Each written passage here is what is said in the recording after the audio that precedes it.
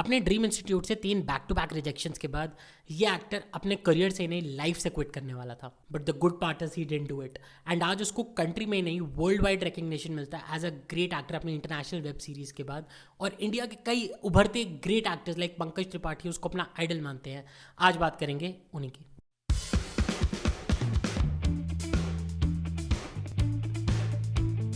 Hey guys, welcome to Mind Potion. मैं हूं नितिन। आज मनोज बाजपेयी की बात करने वाले हैं। 23 अप्रैल 1969 को बॉर्न मनोज बाजपेयी एक फार्मर के घर पैदा हुए थे यार। Out of the interiors of our country 5 siblings थे, सेकंड थे उसमें, बिहार के एक छोटे पार्ट में पैदा हुए थे। एंड उनको 9 साल की उम्र में ही था कि मुझे एक्टर बनना है। Very early in age he was one of the lucky few जिनको अपना कॉलिंग पता लग गया था। उनका नाम मनोज कुमार के नाम पे रखा था उनके पेरेंट्स ने, और उन्होंने देख लिया कि ये बचपन से ही तैयार है, इसको करना क्या है। करते करते एज बढ़ती गई। जब तक वो 17 के हुए, उनका एक फ्रेंड दिल्ली यूनिवर्सिटी जा रहा था और वो भी साथ में चल दिया। दिल्ली यूनिवर्सिटी में आए, थिएटर में काम करना शुरू किया। दिल्ली यूनिवर्सिटी का सर्किट बहुत बड़ा रहता था थिएटर का, लेट 80s अर्ली 90s में, और उन्होंने वहाँ पे काफ़ी काम किया। 300 to 400 प्लेस कर गए, अपनी क्राफ्ट को होन करते गए। इनफैक्ट क्लासेस में उनके बाकी आसपास वाले लोगों से ज़्यादा उन्हें रिस्पेक्ट देते थे कुछ teachers, because they used to say कि सिर्फ मनोज बाजपेयी को ही पता है उसको लाइफ में कहाँ जाना है। He is that crystal clear about what he wants. वहाँ पे इतना ईजी नहीं होता यार। बैक होम गाँव में वो बताते थे कि उनके पेरेंट्स को सारे आसपास लोग एज यूजुअल कॉमेंट्री दे रहे थे कि क्या कर रहा है आपका बच्चा, कहीं कुछ नहीं कर पाएगा। यूजुअल थिंग्स जो होती है एक नॉन कन्फर्मिस्ट बंदे के साथ, जो एक सोसाइटी के पिछले नॉर्म्स नहीं फॉलो करता।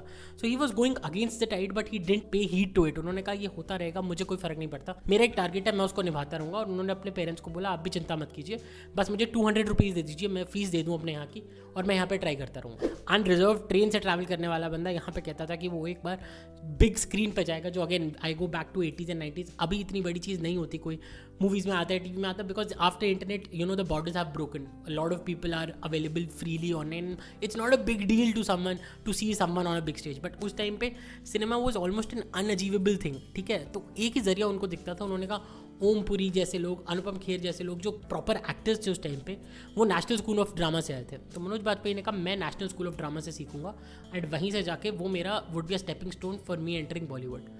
एक बार रिजेक्ट हुए, 2 बार रिजेक्ट हुए, 3 बार रिजेक्ट हुए। इनफैक्ट 3rd रिजेक्शन में तो उनको बोल दिया गया आप इतने एक्सपीरियंस्ड हो गए, आप यहाँ पे टीचर बन सकते हैं, फॉरगेट स्टूडेंट।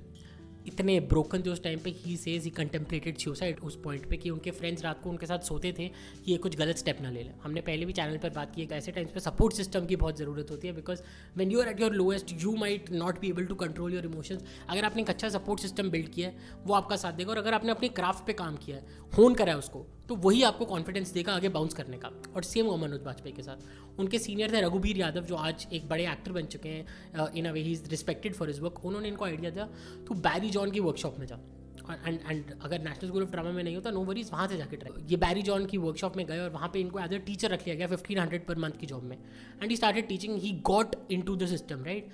और Tigmanshu Dhulia who's also big actor, जो गैंग्स ऑफ वसीपुर में रामाधीर सिंह का रोल कर चुके हैं, बड़े एक्टर हैं, 5 सिंह तोमर बनाई है उन्होंने।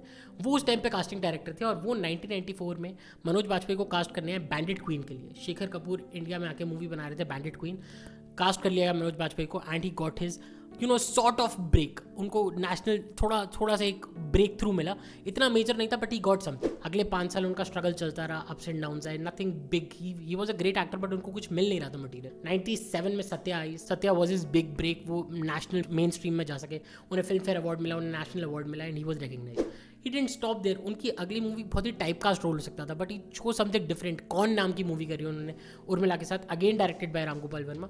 ज़्यादा चली नहीं, बट दैट शोड समथिंग कि यहाँ तक आने के बाद ऐसा नहीं था, as we often speak about in these stories of these successful people, कि पहले उनकी लाइफ में सब स्ट्रगल था और अचानक सब ईजी हो गया। उनका स्टाइल ही ऐसा था, he wanted to be a true actor, कि उनके आसपास सिनेमा ही नहीं था। He took risk. उन्होंने कहा मैं टाइप कास्ट नहीं होना चाहता, आई वांट टू ट्रैश। ठीक है, मैं अपना जो चाहता हूँ, मैं उसी चीज़ की लेवल ऑफ स्टोरीज पे काम करना चाहता हूँ।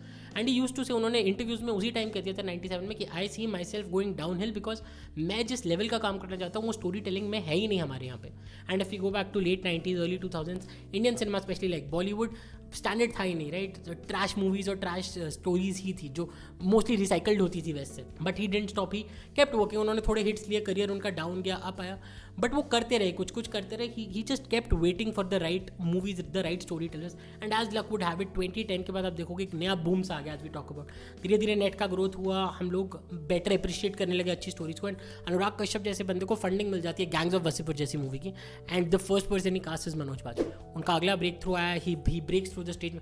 गैंग्स ऑफ वासेपुर उनको एक अलग लेवल का रिकग्निशन दे दी, एंड वो अपने टाइम से बहुत आगे थे। अगर आप देखो लेट 90s में, was 15-20 years ahead of its time, but उन्होंने कॉम्प्रोमाइज़ नहीं किया। He just wanted to do what he wanted to do. और आज की डेट में अगर आप देखते हो तो द फैमिली मैन जैसी बड़ी वेब सीरीज है जिनको उनको इंटरनेशनल रिकग्निशन मिल चुका है, उससे वो ब्रेक थ्रू कर गया। तो ही वॉज जस्ट अ गाय जो कभी कॉम्प्रोमाइज़ नहीं करे अपने ड्रीम्स पे, अपने स्टैंडर्ड ऑफ वर्क पे, एंड वेट एंड वॉच करने के बाद देखो उनके साथ वर्ल्ड ही कैचअप कर गया उनके लेवल ऑफ स्टोरी। सो ये बहुत ही अमेजिंग स्टोरी है उनकी कि कैसे अपने ड्रीम्स पर अगर आप ना गिव अप करें, अपनी क्राफ्ट को होन करते रहें despite rejections, you can keep bouncing back. और यहीं से आती है आज की हमारी लर्निंग ऑफ द डे।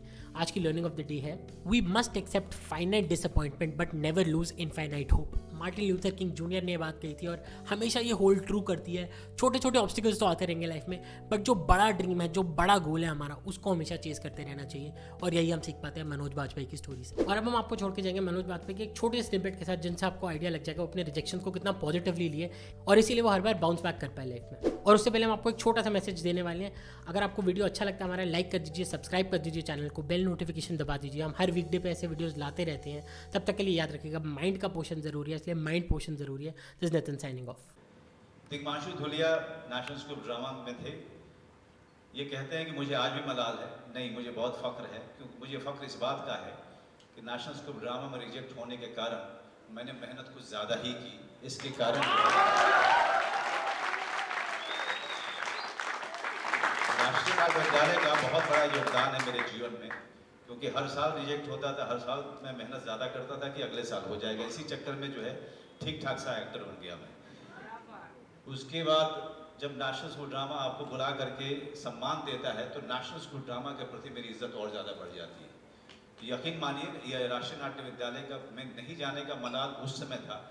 अब जो है खुशी होती है कि नेशनल स्कूल ड्रामा मुझे अपना मानता है।